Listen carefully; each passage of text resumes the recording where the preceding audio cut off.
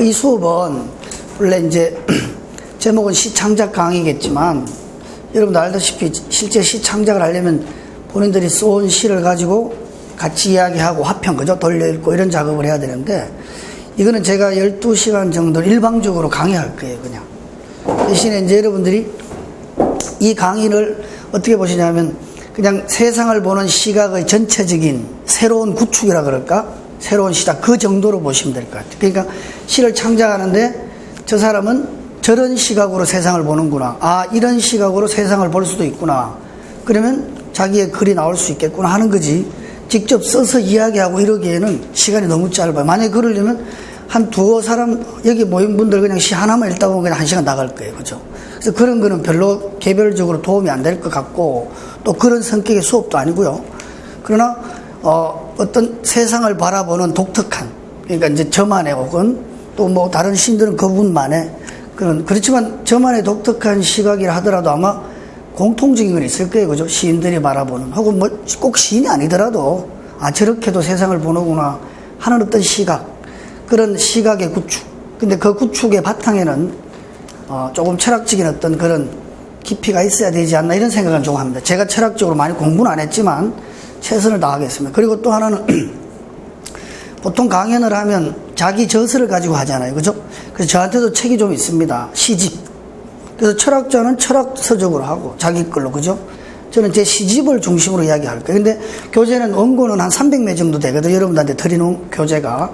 이제 그거를 바탕으로, 그건 제가 쓴 글이고, 그걸 바탕으로 하되 중간중간에 제 시를 가지고 같이 연결할 거예요. 물론 다른 사람의 시가 생각나면 바로 연결하겠지만, 그래서 가능하면 다음 주에 오실 때 그 교재로 내준 지금 그 유인물 말고 제 시집 2권, 그 창비에서 나온 그리움의 넓이하고 이번에 나온 아주 인기 좋더라고요. 제목이 뭐죠? 그래서 요거는 창비 거고요. 책장 사는 것 같은데.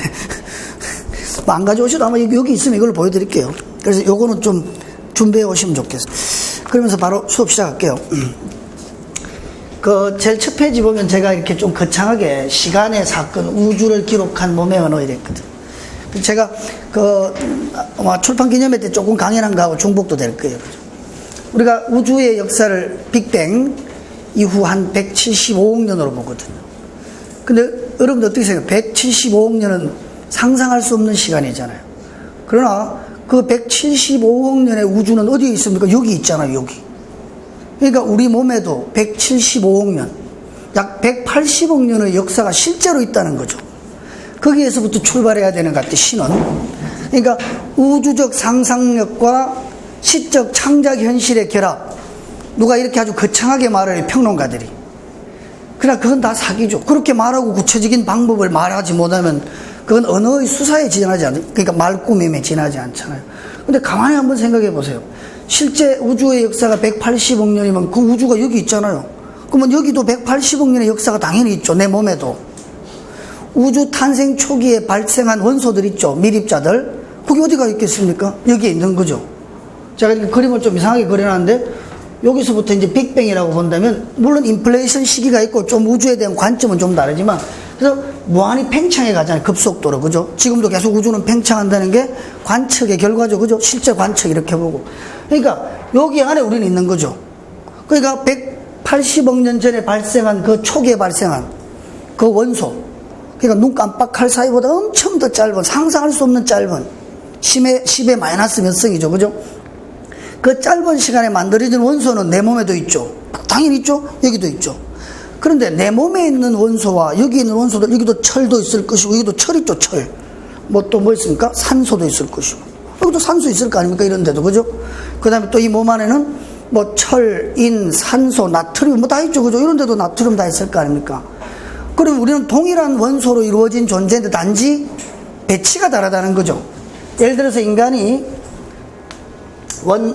산소, 뭐 일산화탄소, 철, 니켈 뭐 이런 식으로 배치된다면 이제 이렇게 해서 인간이 된다면 이 책상은 예를 들어서 똑같은 원소인데 좀 다르다는 거죠. 이렇게 배치가 이렇게 뭐 이렇게 만들까요? 이렇게 해서 철, 뭐 여기 철이고 2번이 뭐 인이고 뭐 나트륨이고 뭐 이렇게 한다면 요거 좀 1번, 여기가 2번, 여기가 3번, 이렇게 4번. 그죠? 그래서 사람이나 유기체나 이런 무기체나 혹은 사람이나 동물이나 더욱더 닮았겠죠. 그죠? 심지어 사람과 저 빛과도 동일한 원소로 이루어진 것들인데 단지 배치가 다르다. 배열이. 그렇다면 우리는 탄생 이후에 우리들은 여기서 말하는 우리는 인간만을 얘기하는 게 아니겠죠. 그죠? 저 빛과 물과 지금 저 소음이죠. 소음들. 저런 소리들과 다 하나라는 거죠. 그래서 제가 거기 제일 위에다가 이제 요 그림을 하나 그려놨는데 그거 설명하기 전에 제가 동영상을 하나 이제 좀 보여드리고 그렇게 시작할게요. 좀 시간이 만약에 모자라면 그냥 60분을 꽉 채워서 강의하고 좀 제가 뭐 그죠? 적당히 편집하시면 되니까. 그래서 영상을 하나 그 지금 말한 거와 좀 연관된 영상이거든요. 그래서 시창작 강의라는 것이 막 방법을 이렇게 해서 A는 B 플러스 C다 이렇게 강의하는 게 아니잖아요. 그래서 한번 느낌으로 쭉 받아들이고 나서 강의를 시작합시다. 저 영상을 하나 좀 틀어드릴게요. 한번 같이 감상해 봅시다.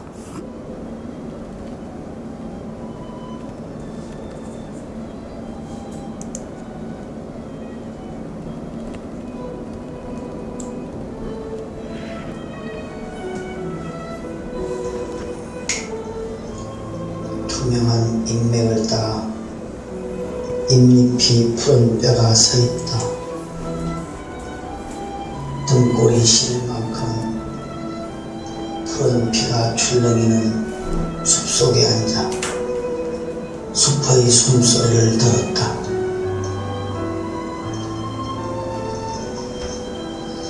키 큰 나무들이 하늘을 향해 긴 손을 내밀어 햇살을 잡아당긴다. 나무의 웃음소리에 우등지가 흔들릴 때 푸른 인맥을 따라 번지던 숲의 피는 눈과 심장과 우리들 마을까지 온통 푸르게 하였다. 우리들 입에서는 푸른 단어들이 나온자 했다. 이 숲의 푸른 짐승들은 여름을 뜨겁게 살다가 죽어 바람이 되었을 것이다. 천년 전의 바람이 아직도 숲을 떠나지 않고 투명한 인맥 속을 뛰어다닌다. 이 숲의 새소리는 죽어 숲의 뿌리로 가서 긴 겨울을 지낼 것이다. 그리고 물과 물을 따라 나뭇가지 끝으로 가서 푸른 잎으로 매달렸을 것이다. 바람이 불면 나뭇잎들이 푸른 새소리를 내는 이유였다. 우리가 숲에서 죽으면 자정이 지나도 집으로 돌아가지 않아도 되겠다. 무등지에 바람처럼 흔들리다가 푸른 피의 숲으로 천년을 살아도 되겠다. 10만 년 전 어느 원신분과 푸른 짐승을 쫓다가 잠든 곳에서 또 잠들어도 좋겠다. 그러면 우리는 10만 년 뒤에 새소리나 바람소리로 잎잎이 피어날 것이다. 박수 쳐도 되나? 그래서 이제 여기 제가 처음에 강조하고 싶은 게 이제 대자유, 좀 거창하긴 한데 우리가 이제 대자유에 이르는 길이 뭘까 이런 걸 생각해 봤어요. 그러니까 내가 하고 있는 일을 벗어나면 자유로운가, 그것도 아닌 것 같아요. 오히려 내가 하고 있는 지금의 일을 잘할 때 자유에 이르는 길, 그거를 먼저 좀 얘기하고 싶은데요. 우리 몸 안에는 수많은 언어들이 저장되어 있다고 보는 거죠. 실제로 그것이 방출될 때 느끼는 희열 같은 게 있을 거예요. 근데 왜 몸 안에 언어를 말하느냐 하면요, 이제 우리 제일 첫 페이지에 죽으면 노래가 되겠자라는 노래가 되겠죠라는 그 강의록 있죠. 거기 보면 이제 제가 그림을 좀 이상하게 하나 그려놨는데, 제 솜씨가 없어서 그럴 수밖에. 자, 우리 그 영국의 유명한 스티븐 호킹 박사 있지 않습니까? 그분이 가지고 있는 우주관, 우주에 대한 관점이죠. 확인된 건 아니고. 다만 그 관점이 현실과 가장 근접해 있는, 즉 우주를 관측한 그 결과와 가장 근접해 있는 것이 스티븐 호킹 박사의 우주관입니다. 요 그림 있는 페이지 있죠? 이 페이지네. 자, 그분이 어떻게 우주에 대해서 상상 혹은 자신의 그 어떤 과학적 지식을 바탕으로 우주관을 정립해 놓았냐면 이렇습니다. 우주의 근원에 큰 흐름이 있답니다, 이렇게. 그러니까 이건 제가 그냥 형식상 도식으로 이렇게 그리는 거예요. 막 어떤 이 흐름을 그분은 아마 흐름이라고도 표현했고, 또 막 어지러운 흐름이니까 와류, 막 어지럽게 흘러가는 거 있죠. 그 다음에 여기를 우리가 혼돈이라고도 할 수 있겠습니다. 카오스. 또 저는 여기를 음악이라고 하고, 이건 좀 시적인 얘기예요, 요 가로는. 그 다음에 여기가 어쩌면 신의 의지일 수도 있습니다. 이 종교적인 거죠, 이거는. 신의 의지. 그리고 저는 이 부분을 실제 대자유라고 봅니다. 자, 요런 거는 지금 가로 속에 있는 건 다 시적인 얘기고, 요거는 이제 과학에서 말하는 우주의 근원에 있는 어떤 힘, 그죠? 힘일 수도 있겠다, 어떤 힘, 그죠? 이런 것들이 막 혼돈스럽게 일렁이다가 어느 날 이렇게 물방울처럼 이렇게 톡 튀어났다가 사라지기도 하고, 이렇게 출렁출렁할 때고 우유거나 이런 물결 있잖아요. 톡 튀어났다가 사라지기도 하는데, 어떤 놈은 톡 튀어 올라와가지고 이것이 급격하게 팽창하기 시작했다. 그래서 이 팽창하는 요 지점 우리는 흔히 빅뱅 우주론에서 빅뱅이라고 하죠. 이게 이제 과학적 현실이잖아, 과학적 사실이잖아요.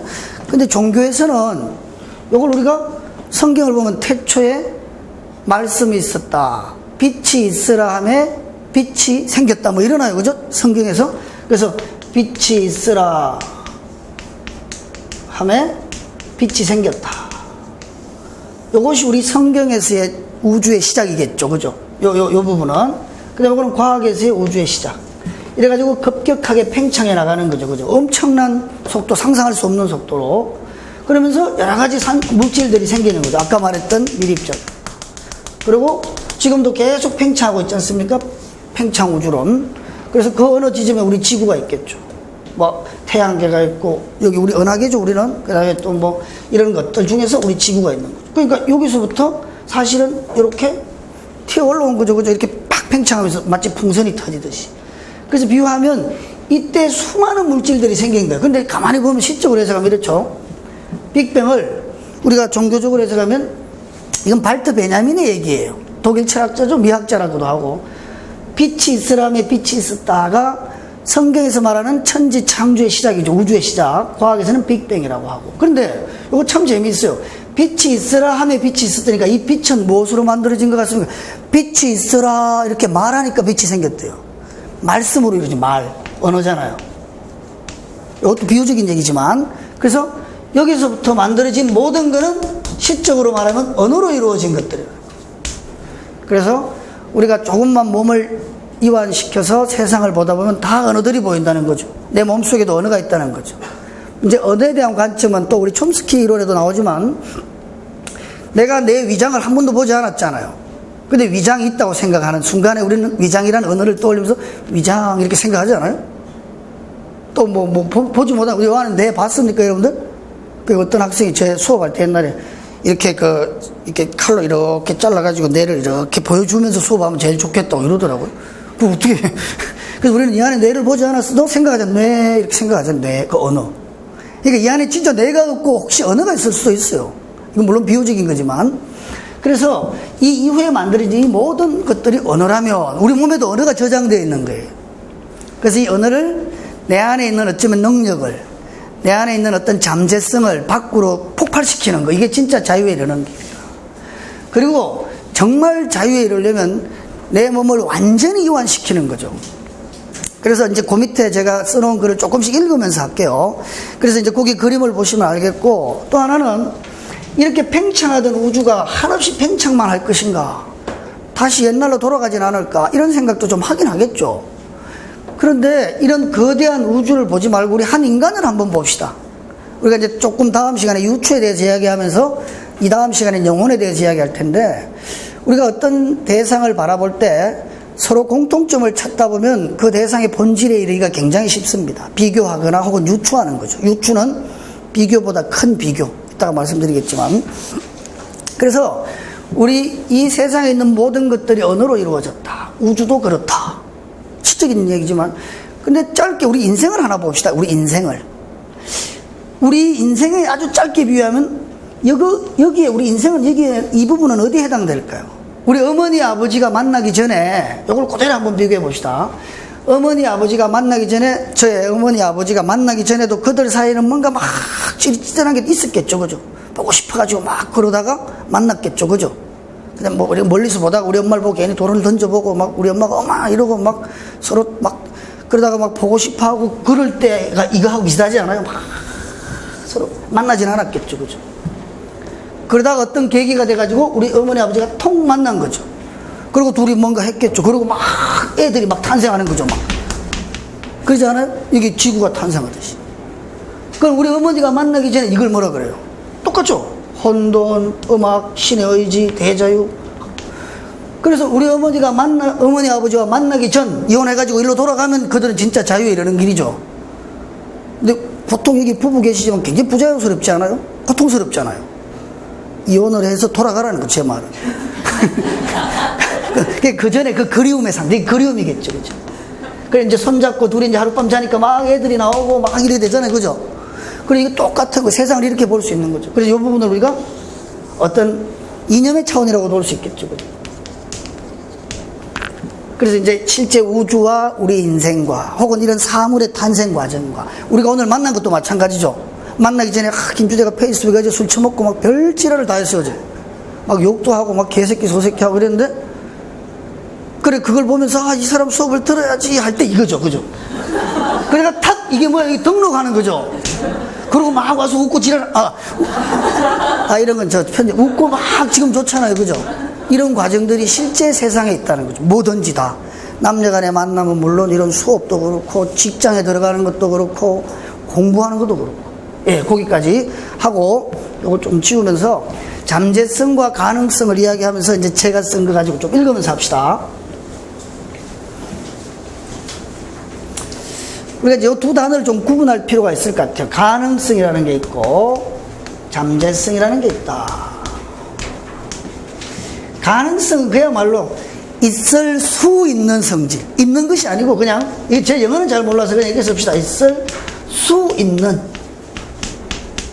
성질, 이럴까요? 요거. 안 있을 수도 있다는 거죠.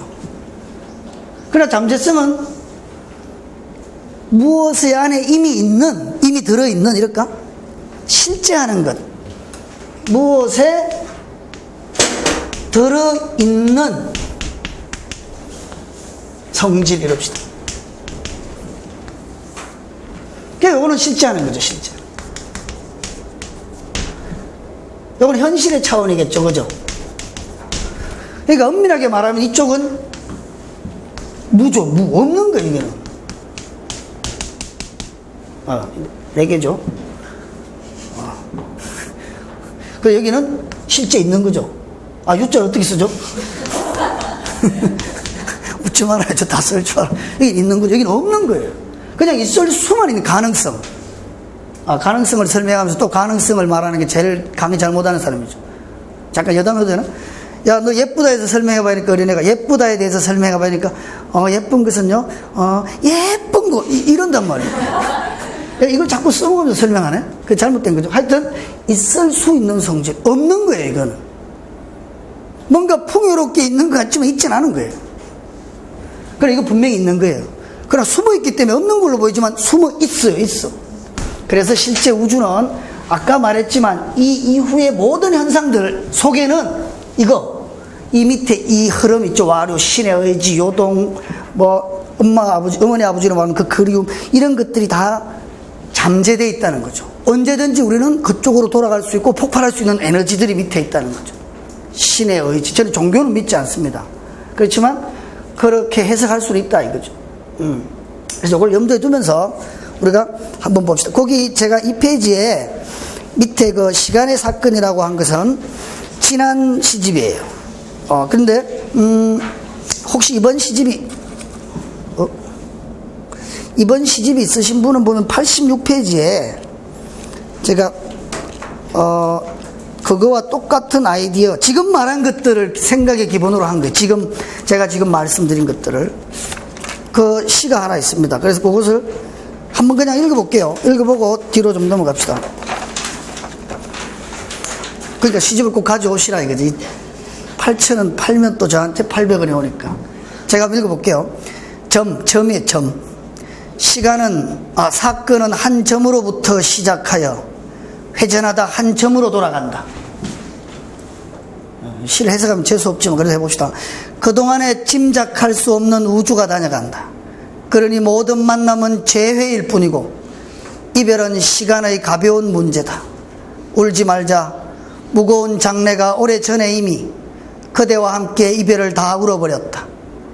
부피도 없는 위치에서 음악처럼 팽창하는 물질을 따라 우리는 이 세계에 덤으로 왔다. 그죠? 이 덤이지 뭐 우리는 아무것도 아니잖아요. 큰 우주에 비하면. 상상할 수 없이 큰 상상의 요동에서 물방울처럼 솟구친 우주, 태초보다 깊은 우주를 떠올리면 아무리 생각해도 생각이 한 점을 만들고 한 점으로부터 우리는 단지 왔다. 어머니의 자궁 이전에도 이후에도 모든 것들과 함께 불편 없이 있었다. 울 것 없다. 우리는 이별 뒤에도 노래처럼 흐르다 일렁이며 한 점으로 돌아갈 것이다. 뭐 죽으면 어차피 우리 처음으로 갈 거 아닙니까? 그죠? 그 얘기를 한번 해본 거고. 자, 이제 교재를 한번 봅시다. 3페이지에 보면 지금 한 것들을 쭉 그냥 좀 읽으면서 할게요. 우주의 고요하고 깊은 파동, 제일 밑에 저 흐름이죠, 그죠? 그 파동을, 이것을 신이라고 하는 사람들도 있고, 으로부터 빠져나와 인간이라는 유기체가 만들어졌다. 3페이지입니다, 위에. 나무도 풀도 짐승도 하나의 유기체로 완성되기 이전에는 우주의 근원에서 음악처럼 흐르는 거대한 율동이었고 온전한 자유였을 것이다. 우리가 죽으면 몸이 완전히 분해되어 먼지로, 물로, 바람으로, 빛으로 날아갈 수 있지 않습니까? 지금 못 날아가죠. 그래서 죽으면 자유에 이르는 길이에요. 근데 또 죽는다니까 좀 기분 좀 쓸쓸하지 않습니까? 안 죽고도 이르는 길을 말하고 싶은 거예요, 사실. 이따가 이제 밑에 나오겠죠. 그러나 유기체, 자기 동일체라 그래요. 가장 자기 동일체로 이 세상에 오는 순간부터 인간은 자기 형상, 육신을 유지하기 위해 늘 긴장해야 하고 먹어야 하고 싸워야 한다. 긴장이 풀어지면 죽는 거죠. 오장육부의 내용물이 9개의 구멍으로 빠져나가 죽음에 이르게 된다. 그 전까지 인간은 스스로의 형체를 키우고 가꾸기 위해 육신에 구속되어 본래의 자유를 잊고 혹은 잃고 멈추어 딱딱한 고깃덩어리로 긴장된 삶을 살아가게 된다. 자, 여기서 제가 이런 말을 좀 한번 드리고 싶은 게, 우리 몸에 대해서 생각할 때 우리 몸은 한 번도 우리를 떠난 적이 없죠. 죽은 아버지도 떠나고 엄마도 떠나고 사랑하는 사람도 있다가 떠났지만 내 몸은 나를 떠난 적이 없죠. 일로 가면 일로 따라오고 일로 가면 일로 따라오고, 그죠? 참 굉장한 충신이죠. 근데 이 몸은 굉장히 부자유스러워. 그래서 저는 몸을 중앙집권적 체제다 이렇게 말해요.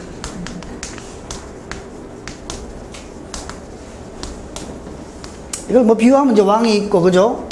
신하가 있고, 그 다음에 이거 좀 약간 도식적이긴 한데, 이게 수많은 이제 백성들이 있다고 이렇게 합시다.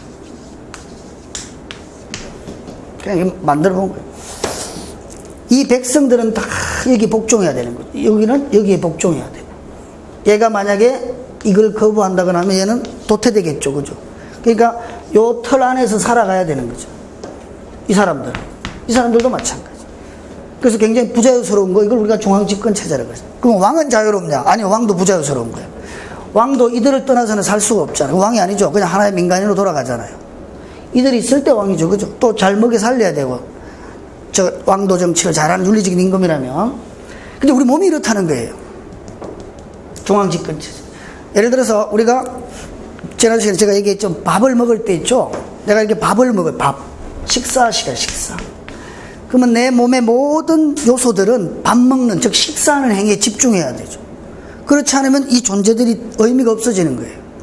또 이 주변에 있는 내 몸의 모든 요소들이 식사하는 그 행위에 복종해주지 않는다면 나는 식사를 할 수가 없어요. 생각해보세요. 제가 이렇게 밥을 이렇게 먹는데 숟가락으로 이렇게 떠야 되잖아요. 그죠? 이렇게 떠려고 하는데 이 팔이 요소잖아요. 팔이 내가 밥 먹는 게 마음에 안 들어가지고 에이 씨발 이러면서 훅 달아난단 말이에요. 그럼 내가 밥 먹다가 툭 밥을 못 먹게 되잖아. 그죠? 근데 팔이 또 내 말을 잘 들어. 얘는 좋은 신하라 가지고. 근데 이렇게 먹다가 이렇게 하는데 입이 마음에 안, 입이 밥 먹는 게 짜증난 거예요. 그래서 입이 열어주질 않아. 그 입이 또 열어줘야 되잖아. 입이라는 또 신하는. 그래서 입이 열어줬어.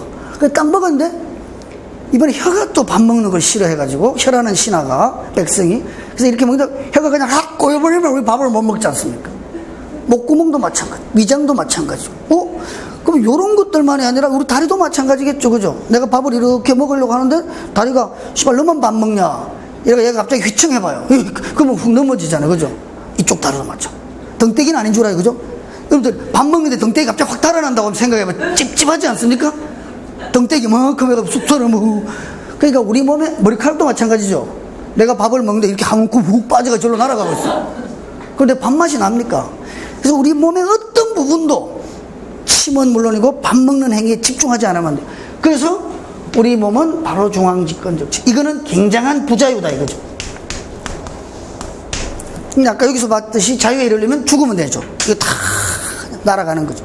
자, 그 죽음 말고 자유가 뭐가 있어요? 또 한번 봅시다.